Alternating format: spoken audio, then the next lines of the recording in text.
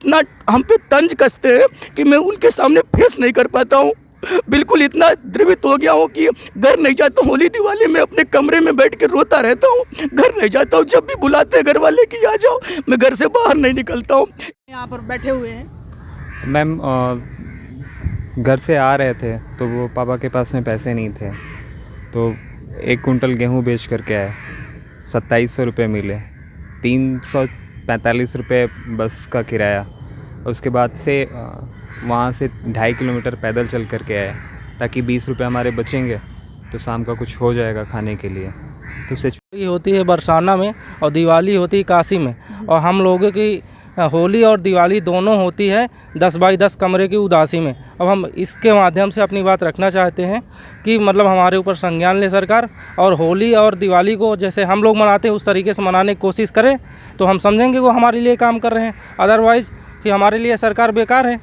अगर ये कॉल आता है, पूछते हैं कि बाबू रिजल्ट आया, कब होगा कब होगा। अभी हमारा ये पैर बैठा नहीं जाता है, 5 मिनट भी नहीं बैठ पाते हैं। अभी ठंडियों में 5 मिनट भी ऐसे मोड़ के नहीं बैठ पाते हैं। इसका हमें दवा लेना है, दवा भी नहीं ले पा रहे। छोटी सी बीमारी है उसके लिए भी दवा नहीं ले पाते हैं। और खाने की तो ऐसी है कि सप्ताह में कम से कम 2 दिन ऐसा होता होगा जो बिना खाए वैसे गुजारना होता है। यहाँ से जाते हैं, अभी 5 बजे हमें यहाँ से निकाल लिया जाता है धरना स्थल से। मैं स्टेशन पर जाके मैम लेटता हूँ, एक छोटा सा कंबल है उसमें ठंड लगती है मुझे सुबह को, और इतना ज़्यादा परेशान हो चुका हूँ मैम। आयोग मुझे एक बार भी क्या हम लोगों को नहीं देख रहा है, या देख के भी अनदेखा कर रहा है।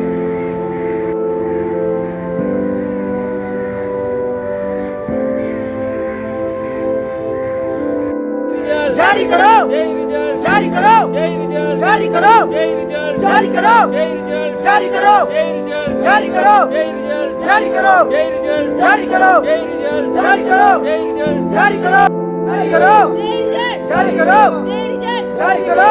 नमस्कार साथियों, स्वागत है आपका। मैं आपके साथ गौरी त्रिवेदी आपका हार्दिक स्वागत करती हूँ, अभिनंदन करती हूँ।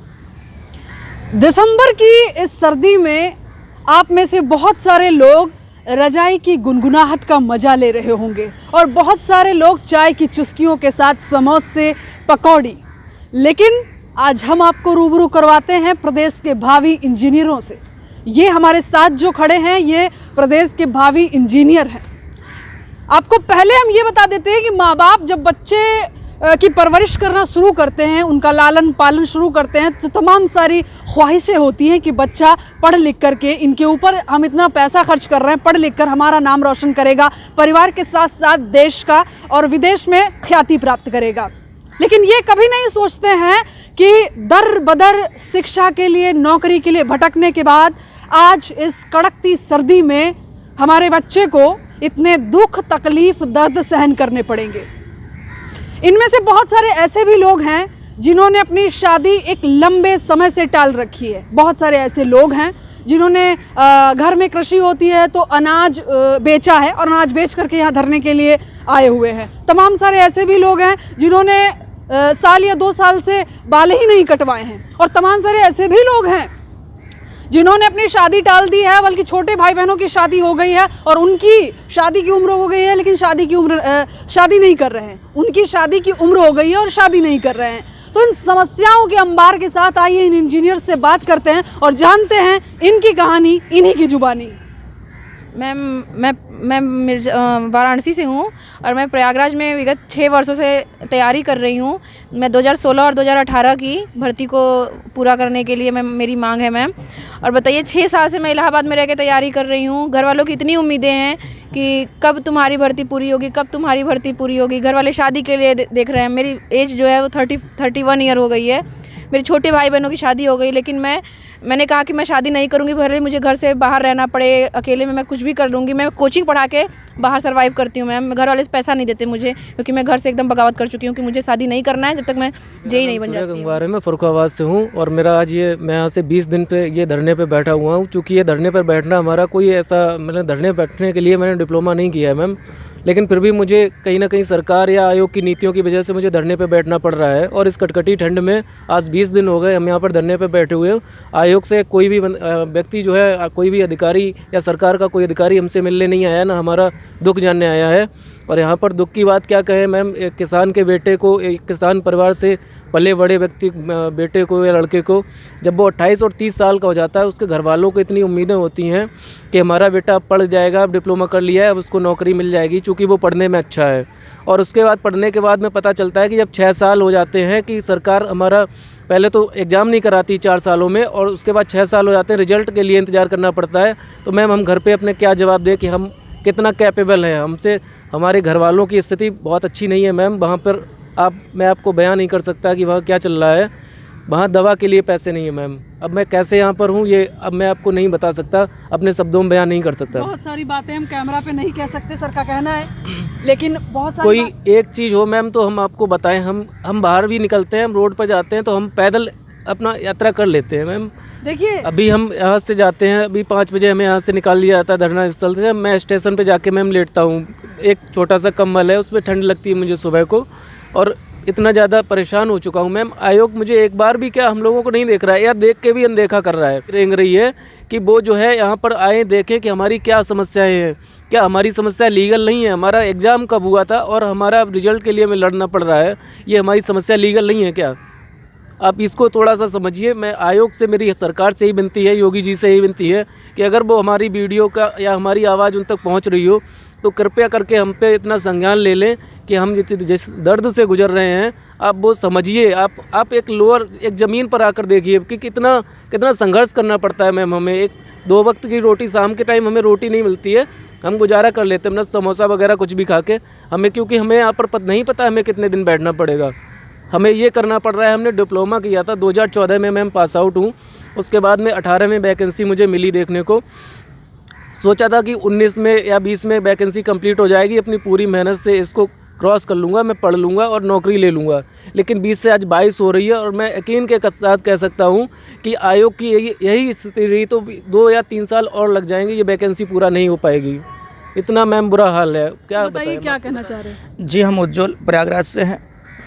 मैम क्या बताएं, इतना हम द्रवित दुखी हैं कि हमारे पिताजी को 2 बार मेजर अटैक आ चुका है और उनको प्रति महीना करीब 25 से 2800 की दवाई लानी पड़ती है। कैसे मैनेज करते हैं हम लोग हैं, हम जानते हैं। और उस सब के बाद भी हम लोग यहाँ 20 दिन से डटे हुए हैं। और आज ने डिप्लोमा 2012 में किया था, आज 10 साल हो गया है। एक वैकेंसी देखी ज़िंदगी में और वो भी 6 साल हो गया, अभी तक वो पूरी नहीं हुई है।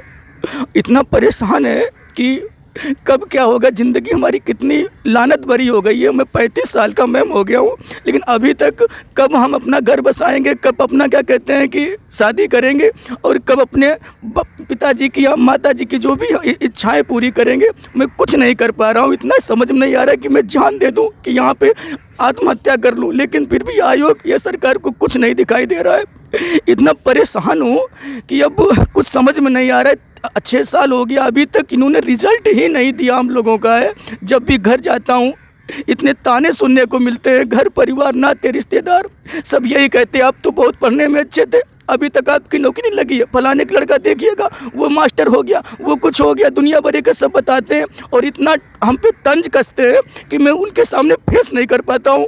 बिल्कुल इतना द्रवित हो गया हूँ कि घर नहीं जाता हूँ। होली दिवाली में अपने कमरे में बैठ के रोता रहता हूँ, घर नहीं जाता हूँ। जब भी बुलाते हैं घर वाले कि आ जाओ, मैं घर से बाहर नहीं निकलता हूँ। इस आयोग ने ऐसा कर दिया है कि हमने अपनी जितनी ज़िंदगी पूरी लगा दी पढ़ाई में, पढ़ाई के बाद अच्छे नंबर आए। 6 साल हो गया भर्ती को, अभी तक इनका रिजल्ट ही नहीं दे पाए। रिजल्ट देंगे कब या डॉक्यूमेंट्स वेरिफिकेशन कराएंगे, कब ज्वाइनिंग मिलेगी, आखिर कब हम अपने माँ बाप के सपनों को साकार कर पाएंगे, मुझे कुछ नहीं समझ में आ रहा है। इतना दिल हमारा दुखी है कि हम क्या बताएं। मैं हम बहुत ज़्यादा परेशान। चलिए, यहाँ पर आप देख सकते हैं कि जो दृश्य है उससे आप अंदाज़ा लगा सकते हैं कि इन पर क्या बीत रही है और वो इस सर्दी में यहाँ पर क्यों मौजूद हैं। सर आप क्या कहना चाहेंगे? मैम हमारी तो बस यही एक है कि जल्दी से जल्दी ये ज्वाइनिंग हमारी दे।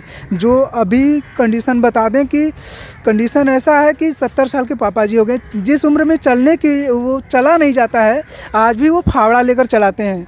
और जब भी कॉल आता है पूछते हैं कि बाबू रिजल्ट आया, कब होगा कब होगा। अभी हमारा ये पैर बैठा नहीं जाता है, 5 मिनट भी नहीं बैठ पाते हैं। अभी ठंडियों में 5 मिनट भी ऐसे मोड़ के नहीं बैठ पाते हैं। इसका हमें दवा लेना है, दवा भी नहीं ले पा रहे। छोटी सी बीमारी है उसके लिए भी दवा नहीं ले पाते हैं।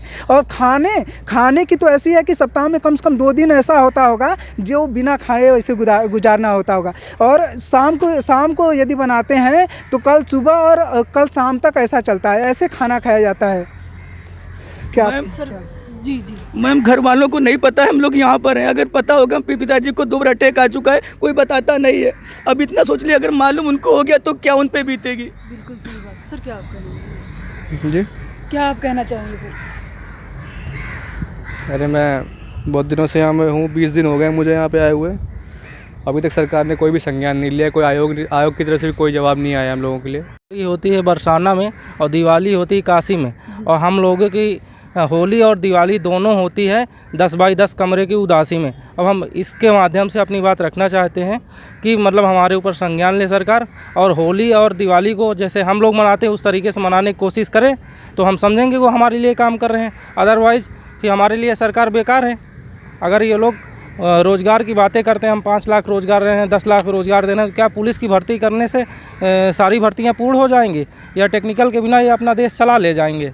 तो सरकार ये कम से कम ये सोचे कि अगर आप आउटसोर्सिंग से आप एक योग्यता नहीं ले पा रहे हैं वहाँ से, तो ये जो कंस्ट्रक्शन वर्क हो रहा है, आप देख रही होंगी कभी न्यूज़ में आ रहा है कि वहाँ की सड़क जो है उधड़ रही है, कहीं वहाँ सड़क नीचे बैठ गई है, पानी भर रहा है, लोग नाले में गिर रहे हैं।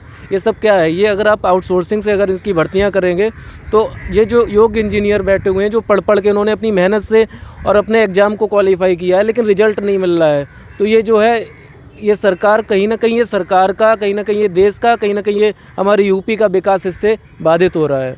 हम लोग यहाँ पर बैठे हुए हैं। मैम घर से आ रहे थे तो वो पापा के पास में पैसे नहीं थे, तो 1 कुंटल गेहूँ बेच करके आए, 2700 रुपये मिले, 345 रुपये बस का किराया।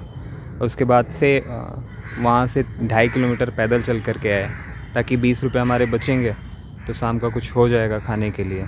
तो सिचुएशंस बहुत है। अब सबसे मेन प्रॉब्लम है पड़ोसियों से। वो हम जब घर जाते हैं तो पापा जब रहते हैं तो साथ में वो ये कहते हैं, का हो तोहार लंडवा का करता, का भाई कुछ भाई रिजल्टवा निकलल। तो मेन प्रॉब्लम इससे भी है। तीसरी चीज़ें हैं, कहाँ के रहने वाले हैं आप? मैं गोरखपुर का रहने वाला हूँ, एक किसान का बेटा हूँ, और किसानों की हालत तो आपको पता ही है। गेहूं के टाइम में यूरिया नहीं है, DAP नहीं है, बाकी शॉर्टेज है, कैसे कैसे खेती हो रही है, इनकम का कोई वो नहीं है, और सारी निर्भरता खेती पे ही है।